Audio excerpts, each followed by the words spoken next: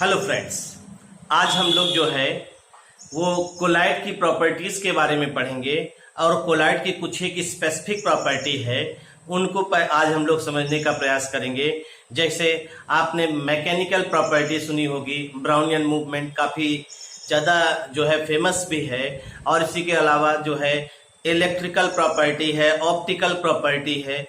इन सब के बारे में जो है आप स्टेप बाय स्टेप चलेंगे। तो आइए सबसे पहला हम लोग चलते हैं मैकेनिकल प्रॉपर्टी। मैकेनिकल प्रॉपर्टी में हम लोग ब्राउनियन मूवमेंट पढ़ेंगे, यानी property of colloid. Property of colloid. अगर हम लोग कोलाइड की बात करते हैं तो इसमें हम लोग पहली प्रॉपर्टी जो लेकर चल रहे हैं वो मैकेनिकल प्रॉपर्टी। मैकेनिकल प्रॉपर्टी, और मैकेनिकल प्रॉपर्टी में हम लोग ब्राउनियन मूवमेंट की बात करेंगे। ब्राउनियन मूवमेंट की बात करेंगे, ध्यान रखिएगा। और शॉर्ट टर्म में हम इसे बार कहीं भी यूज करना होगा बीएम लिखेंगे भाई, ध्यान रखिएगा, बीएम, जिसे इतना लिखने की जरूरत ना हो। ब्राउनियन मूवमेंट की बात करते हैं, और आपको मालूम है जो ब्राउनियन मूवमेंट है इसे एक साइंटिस्ट थे रॉबर्ट ब्राउन, ठीक है, इंग्लिश बॉटनिस्ट थे, इंग्लिश बॉटनिस्ट थे रॉबर्ट ब्राउन।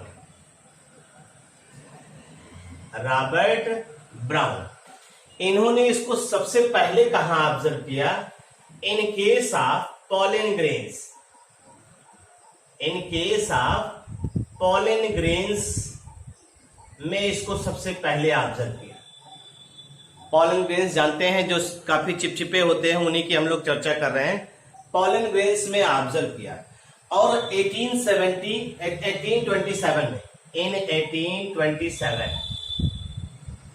1827 में इसको ऑब्जर्व किया। इन्होंने क्या कहा, जो पॉलन ग्रेन्स होते हैं, जो पॉलन ग्रेन्स होते हैं, इसको आप सस्पेंड करिए, suspended in water, suspended in water. अगर इनको वाटर में मिला दीजिए, तो वाटर में मिलाने पर क्या दिखाई दिया कि जो पॉलन ग्रेन्स है in water shows zigzag motion. ये zigzag मोशन शो करता है, मतलब अनियमित गति करता है, कहीं इधर भाग रहा है, मतलब कोई भी उसका डायरेक्शन फिक्स नहीं रहता है, तो वो जिग-जैग मोशन शो करता है। तो इन्होंने कहा भाई कि ऐसे पार्टिकल्स हैं जो है जिग-जैग मोशन शो कर रहा है, तो इसको इस तरह का मोशन को इन्होंने बाद में इनके नाम के आनंद में क्या पड़ गया, this type of motion, this type of motion is called BM. इन्हीं के नेम के ऑनर में भाई, सॉरी, इनके नेम के ऑनर, यानी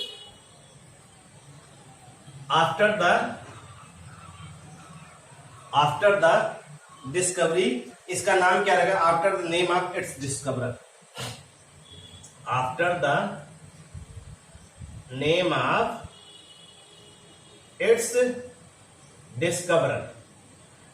इन्होंने डिस्कवर किया था, तो इनके नेम को बेस मान करके इसका नाम ब्राउनियन मूवमेंट कर दिया गया। तो इन्होंने कहा पॉलन ग्रेन्स जो होता है थोड़ा सा ग्लू लाइक होते हैं, थोड़ा चिपचिपे होते हैं। तो इन्होंने क्या कहा कि इसका मतलब है कि पॉलन ग्रेन्स जो है वाटर के साथ इंटरेक्ट करते हैं, और वाटर के साथ इंटरेक्ट करने के बाद ये जिग-जैग मोशन शो कर रहे होंगे। ये इसको बताया इन्होंने, कोई दिक्कत नहीं हुई। फिर कुछ दिनों बाद जो है एक अल्ट्रा माइक्रोस्कोप की बात कर रहे हैं, अल्ट्रा माइक्रोस्कोप की बात कर रहे हैं। अल्ट्रा माइक्रोस्कोप को हम लोगों ने जो है की सहायता से ऑब्जर्व किया, देखिए, when colloidal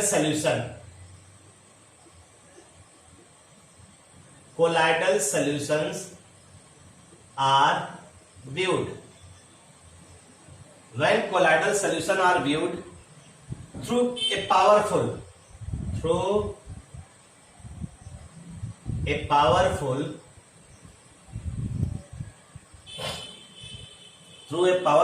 ultra microscope,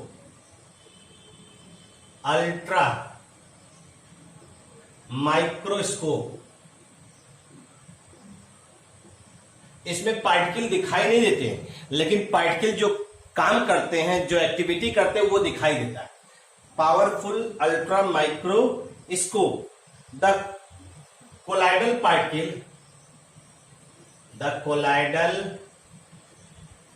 particle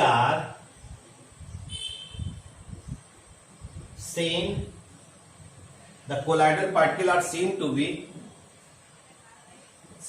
be in a state of motion, that is zigzag motion।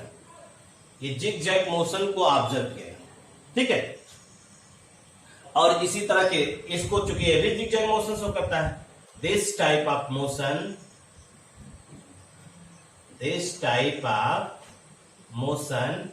Is called Brownian movement.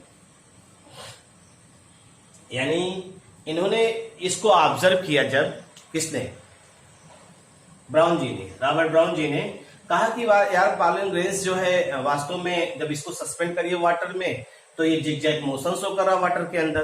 तो अगर हम किसी भी ऐसे पार्टिकल को के बारे में हम लोग ऑब्जर्व करें जो वास्तव में चिपचिपा हो, तो कोलाइड का ग्रीक वर्ड क्या है? ग्रीक वर्ड मतलब ग्लू मतलब चिपचिपा पदार्थ। तो कोलाइडल पार्टिकल के साथ भी ऐसी सिचुएशन होती है। और कोलाइड को पानी में मिलाया भी जाता है, डिस्पर्जन मीडियम क्या होता है? सॉल्वेंट होता है।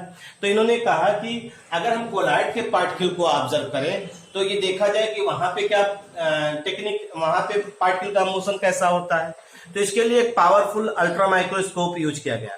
और पावरफुल अल्ट्रा माइक्रोस्कोप में ये बताया गया है कि पार्टिकल अगर कुछ काम करेगा तो वो दिखाई देगा।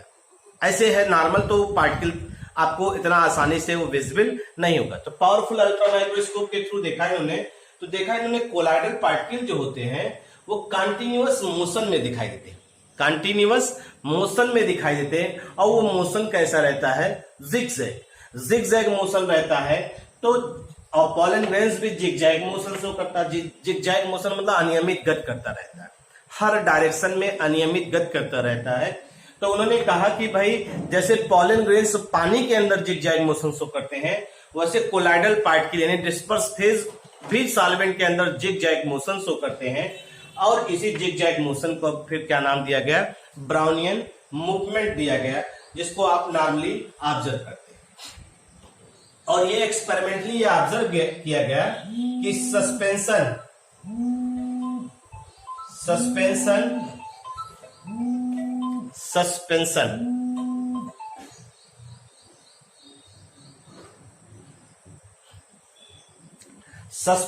और true solution, suspension and true solution do not exhibit Brownian movement, and true solutions do not exhibit Brownian movement।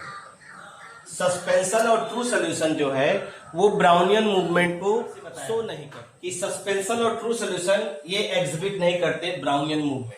ठीक, तो ब्राउनियन मूवमेंट को जो आप ऑब्जर्व कर रहे हैं, इस हिसाब से आप कह सकते हैं कि जो कोलाइडल पार्टिकल है, भाई जैसे आप देख रहे हैं कोलाइडल पार्टिकल, तो आप इसको ऐसे बना लीजिए, चाहे जैसे टेढ़ा मेढ़ा आप बना सकते हैं, चाहे जैसे कोलाइडल पार्टिकल जो है ये घूम सकता है, इसकी कोई झंझट नहीं है। आप इसके मूवमेंट को चाहे जैसे भी दिखा सकते हैं। जैसे ये पार्टिकल हुआ, ये पार्टिकल हुआ, ये गया मूवमेंट, ये मूवमेंट हो रहा है, ये मूवमेंट हो रहा है, और ये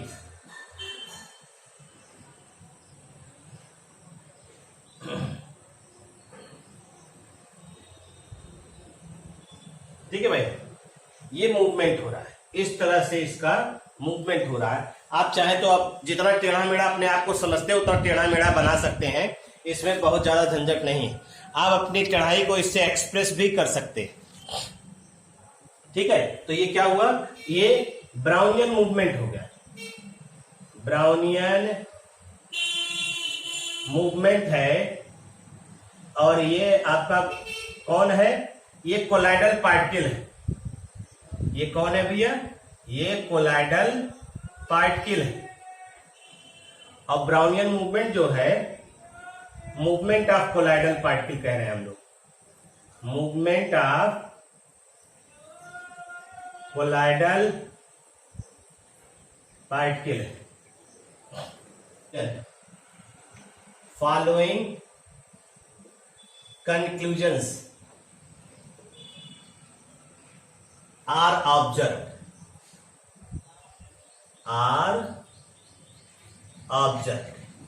following conclusions are observed। पहला देखिए, पहली बात कह रहे हैं जो ब्राउनियन मूवमेंट होता है वो ऑब्जर्व होता है, ब्राउनियन मूवमेंट वो ऑब्जर्व होता है, ऑब्जर्व्ड अप टू, पार्टिकल की साइज लगभग कितनी होनी चाहिए, पार्टिकल साइज 0.5 माइक्रोन। अगर 0.5 माइक्रोन तक पार्टिकल की साइज है तो हम लोग ब्राउनियन मूवमेंट ऑब्जर्व कर सकते हैं। ठीक है भाई, बहुत हैवी होने पर नहीं होता भाई, जान लीजिए। यानी पार्टिकल की साइज अगर इतने रेंज में है तो हम लोग ब्राउनियन मूवमेंट वहां ऑब्जर्व करेंगे। और पार्टिकल की साइज हैवी हो जाएगी, सस्पेंशन वो जो है आपका क्या नहीं शो करता है, वो आपका ब्राउनियन मूवमेंट ऑब्जर्व नहीं करता है, ये ध्यान रखिएगा भाई। दूसरी चीज हमने आपसे कहा, smaller the particle, smaller the particle larger is the, larger the Brownian movement, smaller the particle larger the Brownian movement हम लोग ऑब्जर्व करते हैं। ठीक, और सीधे सीधे हम लोग कह सकते हैं जो ब्राउनियन मूवमेंट होता है, ब्राउनियन मूवमेंट वो नेचर ऑफ कोलाइड पे डिपेंड नहीं करता है। ठीक है, Brownian movement is independent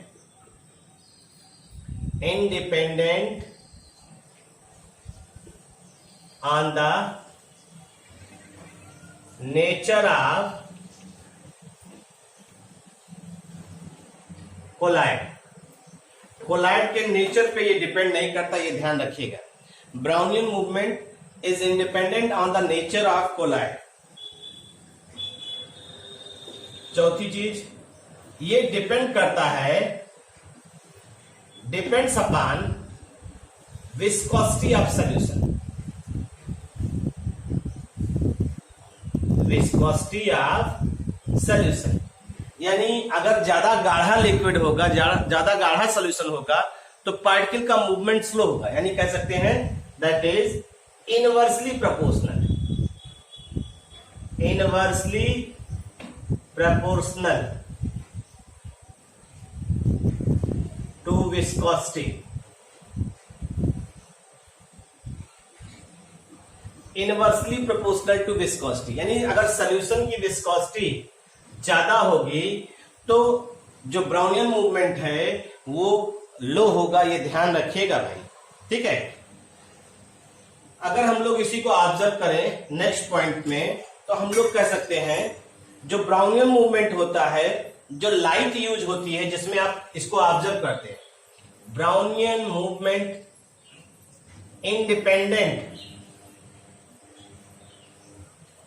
independent of lambda of light used, lambda of light used, जो आपने लाइट का इस्तेमाल किया है उसके लैम्डा पे ब्राउनियन मूवमेंट डिपेंड नहीं करता, ये ध्यान रखिएगा। ब्राउनियन मूवमेंट जो है वो independent of lambda of light used, ये ध्यान रखिएगा।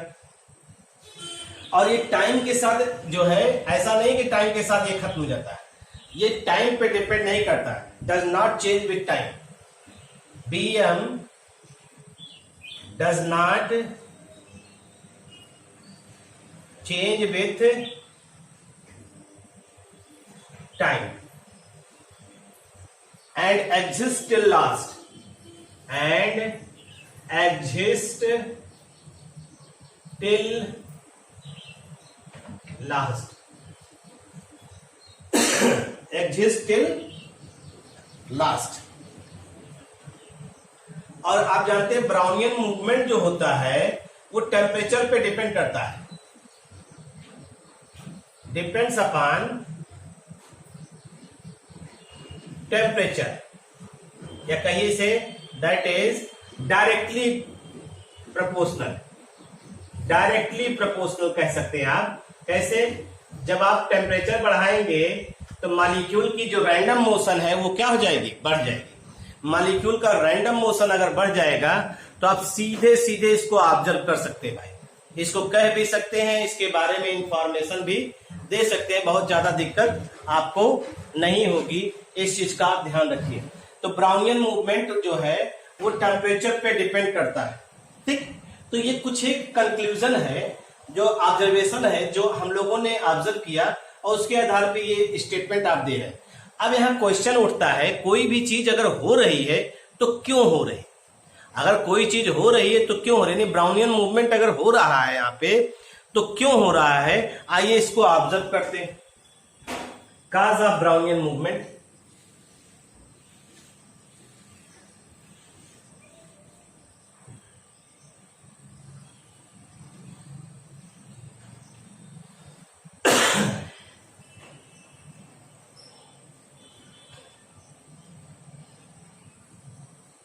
Cause of Brownian movement।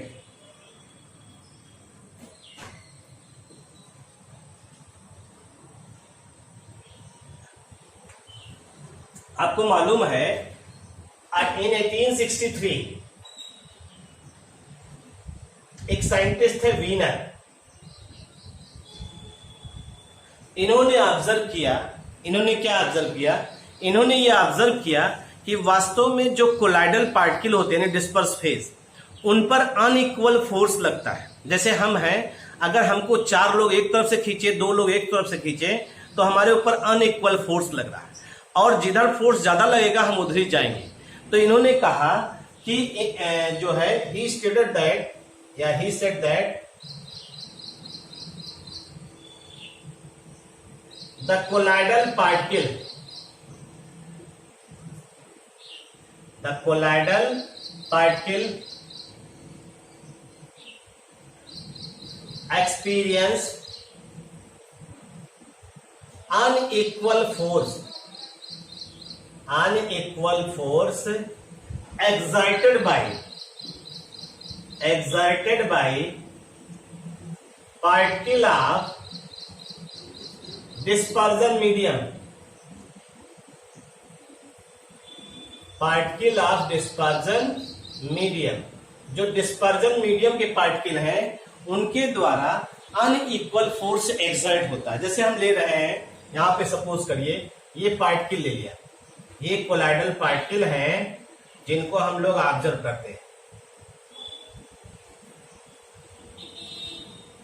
ये मान लीजिए ये चले ऐसे ऐसे आए, फिर ऐसे जाए, थोड़ा और इधर कर दें, फिर ऐसे आए, फिर ऐसे आए, और फिर ऐसे जाए। ये इस तरह से मूवमेंट कर रहा है, और इसे हम लोग कौन मान ले रहे हैं? इसे हम लोग मान ले रहे हैं कोलाइडल पार्टिकल मान ले रहे हैं भाई। ये क्या है? कोलाइडल पार्टिकल है। अब इस कोलाइडल पार्टिकल पर अनइक्वल फोर्स एक्सर्ट करने चल रहा है। अब देखिए, तो मान लीजिए ये इधर जा रहा है, ये देखिए इसका डायरेक्शन ये है ना, इसका डायरेक्शन पहले से फिक्स है। तो इधर से जो है ये आपके जो डिस्पर्जन मीडियम के पार्टिकल हैं उनके द्वारा भी फोर्स लग रहा है, इधर से भी लग रहा है, लेकिन इधर ज्यादा लग रहा है तो ये इधर जाएगा। फिर मान लीजिए इधर से फोर्स लग रहा है आपका, और इधर से कम लग रहा है तो यहाँ आया, फिर यहां से फोर्स लग रहा है, कोई जरूरी नहीं 3 लगे, कहीं भी कितना भी लग सकता है। फिर ऐसे फोर्स लगा और यहां से यू लग रहा है, फिर ऐसे लग रहा है आपका। जिधर से ज्यादा लग रहा है पार्टिकल उधर ही जा रहा है, ध्यान दीजिएगा, ये इस तरह से, और ये ऐसे चला है। अब तो इसका मतलब क्या हुआ, पार्टिकल ये हो गया। तो आप देखिए ये अनइक्वल फोर्स एक्सर्ट कर रहा है, ये क्या है, unequal force exerted by the particle of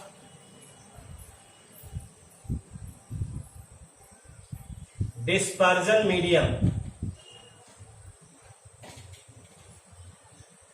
unequal force जो एक्सर्ट हो रहा है वो आपका क्या हो रहा है, ये देखिए, इधर से 4, इधर से 2, इधर से 3, इधर से 2, इधर से 4, इधर से 2, इधर से 2, इधर से 1, इधर से 3, इधर से 2, इधर से 3, इधर से 1। तो जिधर से ज्यादा फोर्स लग रहा है, देखिए इधर ज्यादा फोर्स रहा है, यहां जा रहा है, इधर ज्यादा फोर्स लग रहा है तो यहां जा रहा है, इधर से ज्यादा फोर्स लग रहा है तो इधर जा रहा है, यहां से ज्यादा लग रहा है तो इधर आ रहा है, यहां से ज्यादा लग रहा है तो इधर आ रहा है, यहां से ज्यादा लग रहा है तो इधर आ रहा है, यहां से ज्यादा लग रहा है तो इधर आएगा। ऐसे पार्टिकल का मूवमेंट होगा। ऐसे यहाँ पे पार्टिकल का सीधा सीधा मूवमेंट होगा।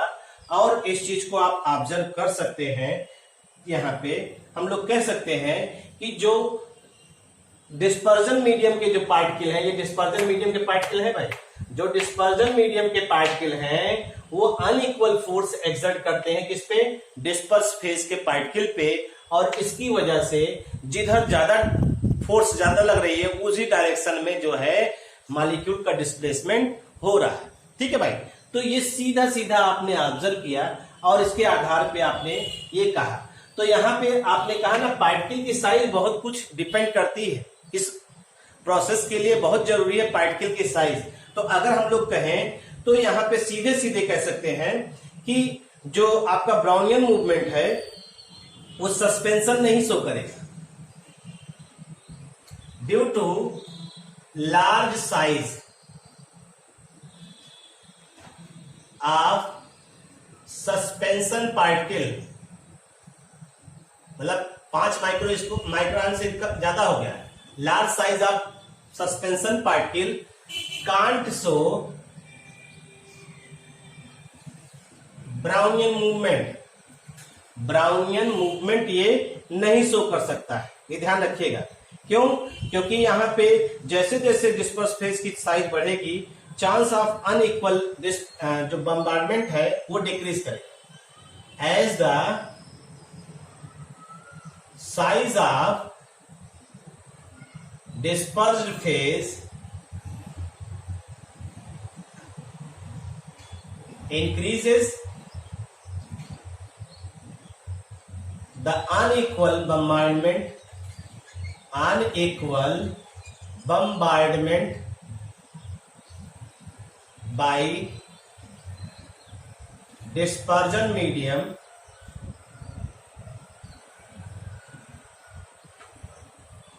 are decreases. Unequal bombardment by dispersion medium particle are decreases। ये सीधा सीधा हम लोग जो है इसको ऑब्जर्व करते हैं, कह सकते हैं। पार्टिकल एग्जाम्पल देखिए ब्राउनियन मूवमेंट का, movement of dust particle.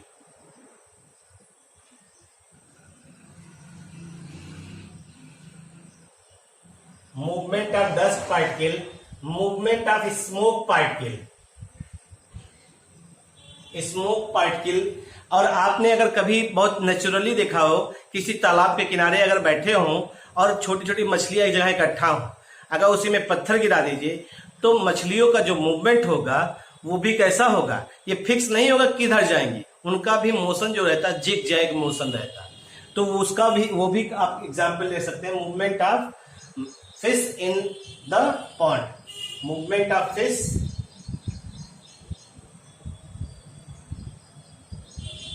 In pond.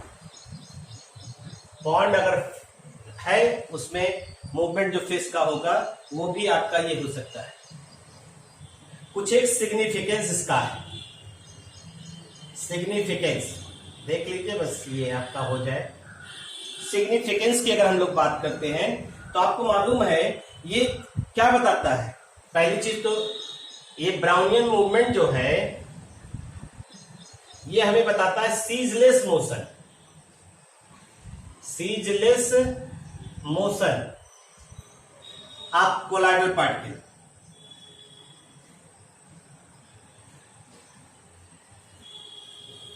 Motion of molecule as predicted, ये कहीं प्रेडिक्ट भी किया है, predicted in kinetic molecular theory, kinetic molecular theory of gases में वहां भी बताया गया था कि गैस के पार्टिकल जो है सीजलेस मोशन शो करते हैं। इसको आपने सुना होगा, वहां पे ऑब्जर्व भी किया होगा। ठीक है भाई, ब्राउनियन मूवमेंट इस बात को जो है क्या बताता है, कंफर्म करता है। और जो रैपिड और रैंडम मोशन है, rapid and random motion of colloidal particle, ये क्या करता है जानते हैं? जो कोलाइडल पार्टिकल रैपिड और रैंडम मोशन कर रहा है वो कोलाइड को सेटल डाउन नहीं होने देता है, prevents the settling of colloidal particles, prevents the settling of colloidal particle. और जब कोलाइडल पार्टिकल सेटल नहीं होंगे तो इफेक्ट ऑफ ग्रेविटी की वजह से वो लेयर में नहीं डिवाइड होंगे और उनकी स्टेबिलिटी मेंटेन रहेगी। ठीक है, and helps to stabilize the colloid, helps to stabilizing the colloid to some extent, कुछ मात्रा में तो कह ही सकता है। हमने क्या कहा कि कोलाइडल पार्टिकल रैपिड और रैंडम मोशन करते रहते हैं तो वो एक दूसरे के साथ एग्रीगेट नहीं हो पाते, और जैसे ही वो एग्रीगेट होंगे वो इफेक्ट ऑफ ग्रेविटी की वजह से नीचे बैठ जाएंगे। ठीक है, और नीचे बैठ जाएंगे तो दो लेयर बन जाएगी और कोलाइड का क्या हो जाएगा, नेचर मतलब स्टेबिलिटी कम हो जाएगी। कोलाइड जब ये सेटल्ड डाउन नहीं हो पाएंगे तो हमेशा पार्टिकल मोशन में रहेगा, डिस्पर्स फेज और डिस्पर्जन मीडियम के बीच में इंट्रैक्शन बनता रहेगा और कोलाइड जो है वो क्या होगा, स्टेबल रहेगा। ठीक, तो ये चीज है। और एक और इनका है कि इसकी सहायता से हम लोग जो है क्या निकाल सकते हैं, विद द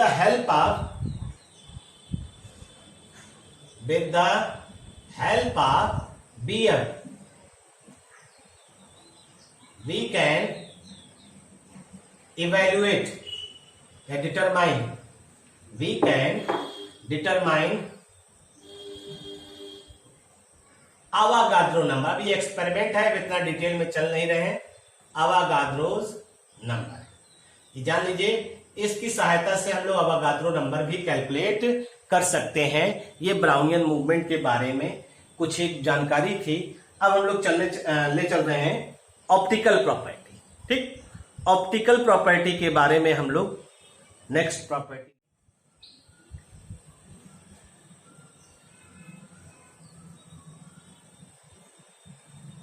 टिंडल इफेक्ट।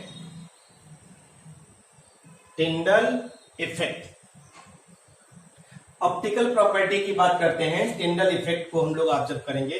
तो आपको मालूम है जो टिंडल इफेक्ट है, टिंडल इफेक्ट के बारे में सबसे पहली इंफॉर्मेशन जो है वो फैराडे साहब ने ऑब्जर्व किया था। फैराडे साहब ने ऑब्जर्व किया था और उसके बाद इसको डिटेल स्टडी जो है टिंडल जी ने किया था और इसी वजह से इस इफेक्ट का नाम क्या पड़ गया, टिंडल इफेक्ट। यानी सबसे पहले किसने ऑब्जर्व किया था, फर्स्ट ऑब्जर्व बाय इसके द्वारा फैराडे। ठीक, और डिटेल्ड स्टडी किसने किया था, detailed study by Tyndall. Tyndall ji ने किया था, hence it is called it is called Tyndall effect. सोच लीजिए अगर फैराडे जी ने डिटेल स्टडी कर दिया होता, एक इफेक्ट फैराडे जी के नाम पे और आ जाता ना। Hence it is called Tyndall effect. ठीक, पहले तो हम टिंडल इफेक्ट कहाँ कहाँ हम लोग ऑब्जर्व करते हैं उसको देख लेते हैं। पहले एग्जाम्पल देख लेते तो आपके दिमाग में आएगा टिंडल इफेक्ट क्या हो रहा है। जैसे कुछ एग्जाम्पल हैं, अगर आप इनको देखिए तो एग्जाम्पल में जैसे ब्लू कलर आप देखिए ना, blue colour of sky, sky and sea water, and sea water, ये आपका जो है क्या है, टिंडल इफेक्ट है भाई, ध्यान रखिएगा। Visibility of tails of comet, visibility of tails of comet. Tails of comets की अगर हम लोग बात करते हैं तो उसकी बात कर रहे हैं हम लोग, ये सीधा सीधा ऑब्जर्व कर रहे हैं भाई comets. Visibility of tails of comets, twinkling of stars, ये सब इंपॉर्टेंट है भाई। ट्विंकलिंग ऑफ स्टार्स,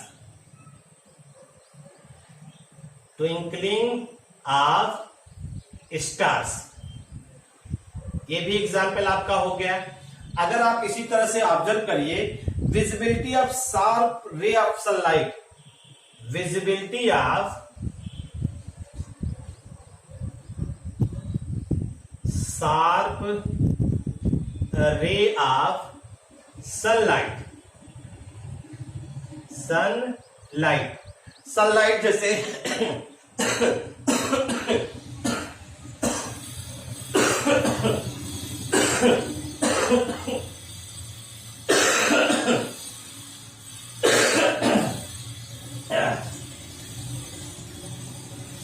जैसे कि आप देखते हैं डार्क रूम में अगर सनलाइट एंटर करता है, ठीक, sunlight entering through a slit in a dark room, enters into a dark room,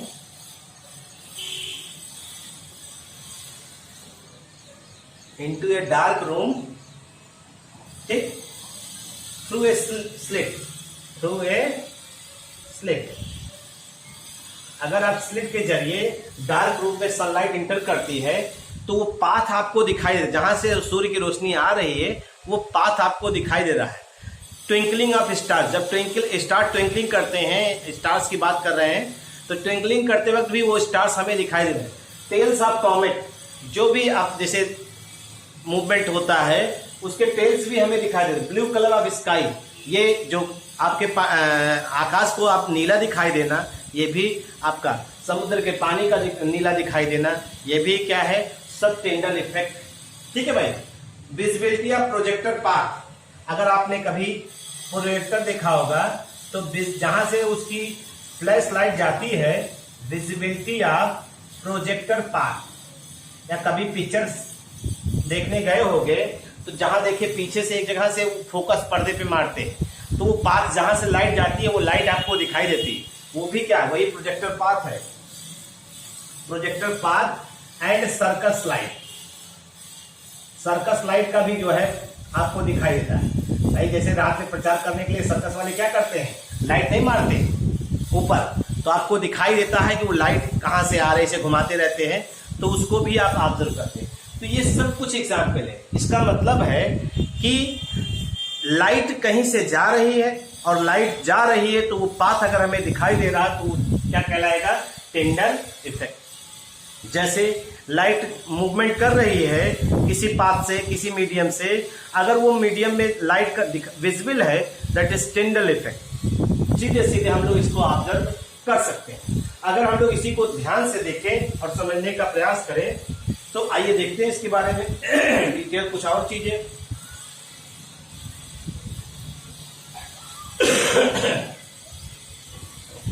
देखिए, अगर हम लोग इसी को ऑब्जर्व करें तो आप खुद महसूस करेंगे। जैसे पानी है, वाटर, ठीक, यहां से लाइट पास करिए, यहां से लाइट पास करते हैं, इल्यूमिनेशन होना चाहिए, चमक आनी चाहिए, दिखाई देना चाहिए, इल्यूमिनेशन होना चाहिए, चमक दिखाई देना चाहिए। लेकिन हमें दिखाई क्या देगा? डार्क,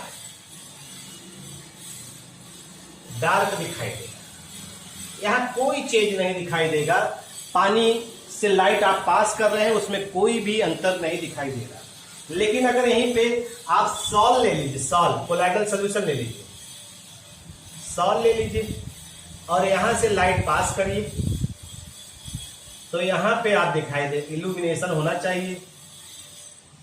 ठीक है भाई, इल्यूमिनेशन होना चाहिए। तो आप यहां पे देखेंगे ऐसे ऐसे लाइट जो है वो स्कैटर्ड हो, लाइट जो है वो स्कैटर्ड हो रहे हैं और इल्यूमिनेशन यहां पे दिखाई देगा। यहां क्या दिखाई देगा? यहां इल्यूमिनेशन आप ऑब्जर्व करेंगे भाई। ठीक है, क्यों ऑब्जर्व करेंगे इसकी चर्चा भी बाद में किया जाएगा। इल्यूमिनेशन ऑब्जर्व करेंगे, यानी यहां पे क्या हुआ? स्कैटरिंग ऑफ लाइट, यहां पे स्कैटरिंग ऑफ लाइट दिखाई दे रही, स्कैटरिंग ऑफ लाइट आपको यहां पे सीधे सीधे ऑब्जर्व हो रहा है। तो इसी को बेस मान करके हम लोग इसको, इस एक्सपेरिमेंट को घर में भी कर सकते हैं। घर में कैसे? घर में हमारे पास ग्लास के बीकर या ग्लास होगा ही, ठीक, और उसको टार्च होगा, स्टार्च होगा। स्टार्च का मतलब या कहिए कि आप कोई भी ऐसा जो लायोफोबिक इन नेचर हो, मोस्टली हम लोग ये मानते हैं कि लायोफोबिक ज्यादा अच्छा जो है टिंडल इफेक्ट शो करता है इन कंपैरिजन टू लायोफिलिक। तो और नमक होगा ही, नमक या चीनी होगा ही। तो देखिए, अगर हमने कहा कि जो आपने लिया ये source of light, source of light है और ये लाइट से जो है बीम निकल रही है भाई। ठीक है भाई, और ये आपने लेंस लगा दिया, टार्च के सामने लेंस लगा होता है, ये हो गया। अब इस लेंस को से जो पाथ मतलब बीम निकल रही है उसको ऐसे ले गए और एक यहां लगा दिया आपने ये ट्रू सोल्यूशन, ट्रू सोल्यूशन ले लिया और एक आपने लगा दिया यहां पे क्या? Colloidal solution. ठीक, अब आप देखिए ये ट्रू सोल्यूशन है और ये कोलाइडल सोल्यूशन है, कोलाइडल सोल्यूशन है। दोनों को ऑब्जर्व करिए और ये सोर्स ऑफ लाइट है और ये लेंस है जो किरणों को एक डायरेक्शन में मोटिवेट कर रही है और जा रहे हैं।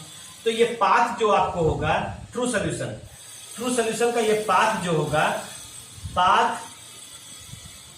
इनविजिबल, यहां ये क्या दिखाई देगा? डार्क पाथ, डार्क पाथ दिखाई देगा। और यहां पे जैसे लाइट पास करेगी, आपको मालूम है यहां पे जो पार्टिकल है वो इस तरह से दिखाई देंगे,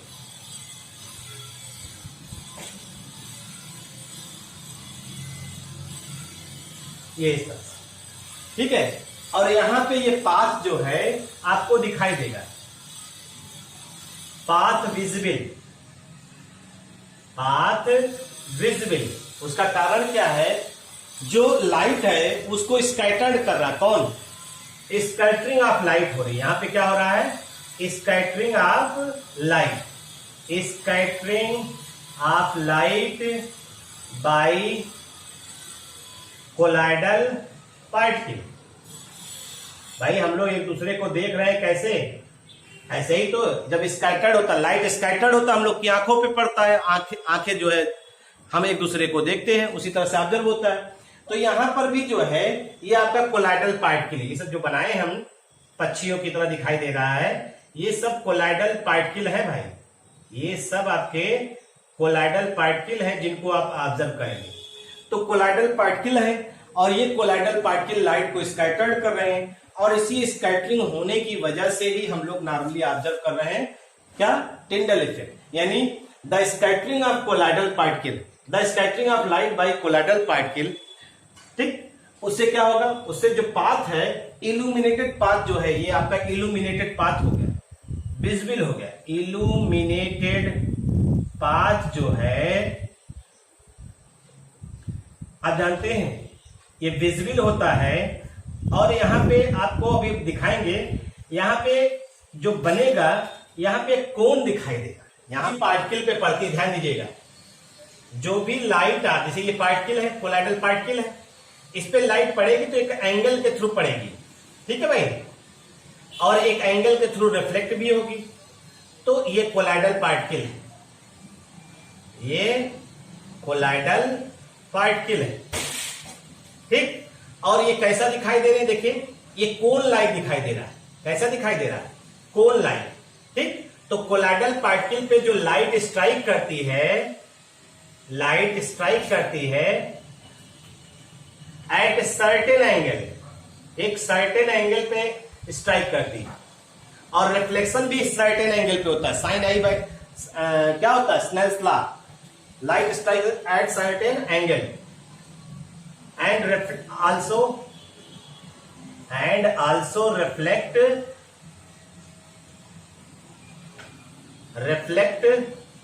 at certain angle, ठीक। तो स्ट्राइक करें and form A cone, form cone like structure, ये कोन लाइक स्ट्रक्चर का फॉर्मेशन करता है। देखिए ये कोन लाइक, एक कोन बनता हुआ कोन लाइक स्ट्रक्चर, और इसीलिए इसे हम लोग क्या कहते हैं, टिंडल कोन कहते हैं। इल्यूमिनेटेड पाथ को हम लोग क्या कहते हैं, इल्यूमिनेटेड पाथ विजिबल रहेगा, और ये क्या बनेगा, टिंडल कोन। ये ध्यान रखिएगा, टिंडल कोन है भाई, इसे हम लोग क्या कह रहे हैं, टिंडल कोन। ध्यान दीजिएगा इस चीज का, ठीक, टिंडल कोन। तो इसका मतलब है, अब आप कह सकते हैं डेफिनेशन में क्या हो जाएगा, the phenomenon of scattering of light by colloidal particles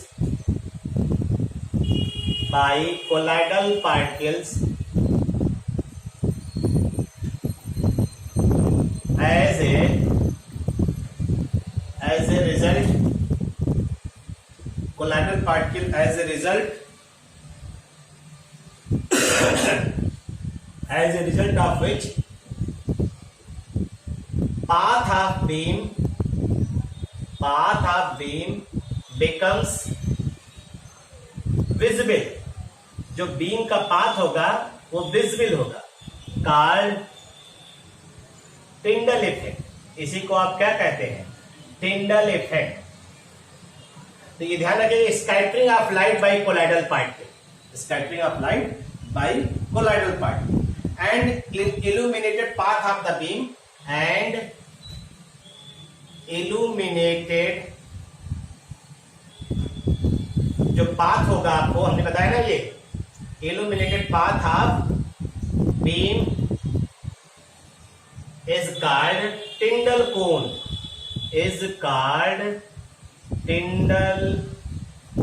ये ध्यान रखिएगा भाई, टिंडल कोन बन जाता है, कोन की तरह स्ट्रक्चर शो करते हैं ये, इस चीज को आप ध्यान रखिए। यानी अब टिंडल इफेक्ट शार्ट में लिख रहे हैं, Tyndall effect confirms the heterogeneous, ये सब याद रखिएगा भाई, heterogeneous nature of colloid, colloid के हेट्रोजीनियस नेचर को ये कंफर्म करता है, कोलाइड के हेट्रोजीनियस नेचर को ये कंफर्म करता है, ये ध्यान रखिएगा। और वास्तव में जो स्कैटरिंग ऑफ लाइट होती है वो डिपेंड कुछ चीजों पे करती है। The scattering of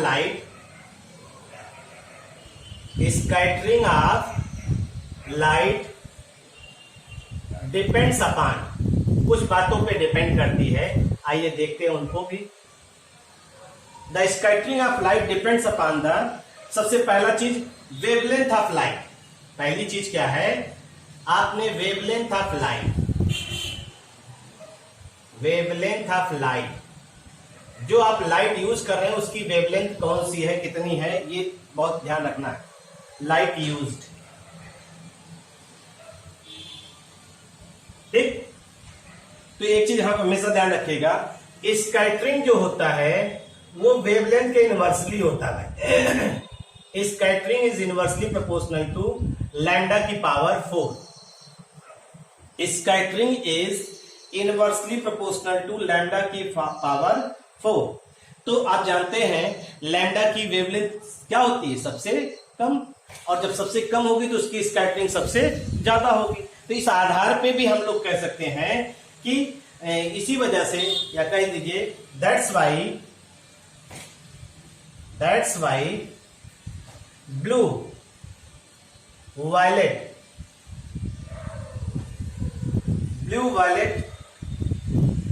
light is maximum scattered. Violet light is maximum scattered.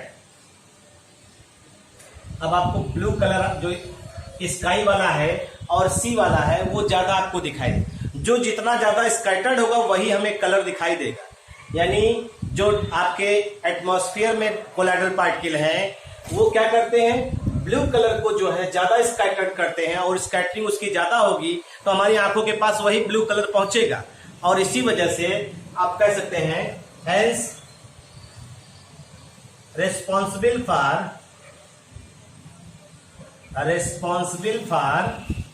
Blue colour of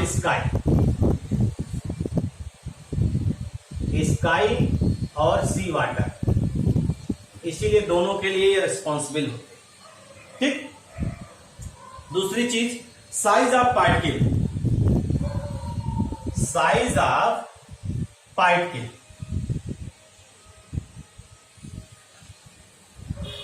कहा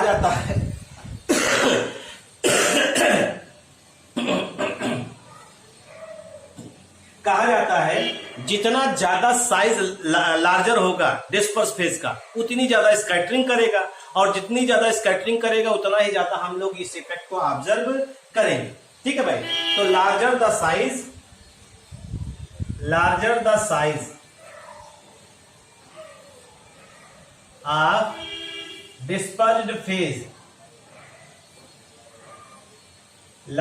size of dispersed phase, disperse phase की साइज जितनी ज्यादा होगी shows more scattering, उतना ही ज्यादा वो स्कैटरिंग शो करेगा। और इसी वजह से जैसे कहा जाता है दैट्स वाई, ये सब क्वेश्चन याद रखिएगा भाई, दैट्स वाई लायोफिलिक कोलाइड जो होता है वो कम टिंडल इफेक्ट शो करता है। लायोफोबिक कोलाइड, इसके पार्टिकल ज्यादा बड़े होते हैं, shows more Tyndall effect. Lyophilic colloid shows more Tyndall effect, या कहिए मोर स्कैटरिंग की बात कर लेते हैं। ठीक है भाई, मोर स्कैटरिंग। और difference in refractive index between disperse phase and dispersion medium, अगर इनके बीच की वैल्यू डिफरेंस ज्यादा होगा, स्कैटरिंग ज्यादा होगा, और इसे हम लोग दिखा रहे हैं क्या, डेल मतलब डिफरेंस, और म्यूपी का मतलब है refractive index of disperse phase, और refractive index of disperse phase, और ये डिस्पर्जन मीडियम। ये ध्यान रखिएगा, डीएम का है और डीपी का है। ठीक। अगर हम इसी चीज को ऑब्जर्व करें तो इसके आधार पे हम लोग यही कह सकते हैं कि आप देखिए डेल न्यू क्या होता है, ज्यादा होता है, तो स्कैटरिंग ज्यादा होगा। और लायोफोबिक के लिए ये ज्यादा होता है, लायोफोबिक के लिए क्या होता है, ज्यादा होता है, इसलिए हम लोग इस स्कैटरिंग को ऑब्जर्व करेंगे भाई, ये ध्यान रखिएगा। ठीक। तो ये कुछ आपके जो है मतलब कहने का मतलब हमारा है, ये कुछ प्रॉपर्टीज है जिनको आप जो है अच्छे से पढ़ डालिए, और इनके बारे में जो है आप डिटेल स्टडी कर डालिए। जितनी भी चीजें बताए हैं इनको पढ़ करके अच्छे से तैयार कर लीजिए, और 2 प्रॉपर्टी हुई, एक प्रॉपर्टी और बची इलेक्ट्रोफोरेसिस, उसको कल बता देंगे। बाकी की बातें जो है नेक्स्ट उसमें पढ़ा जाएगा। इतनी बातों को पढ़ डालिए, बाकी की बातें नेक्स्ट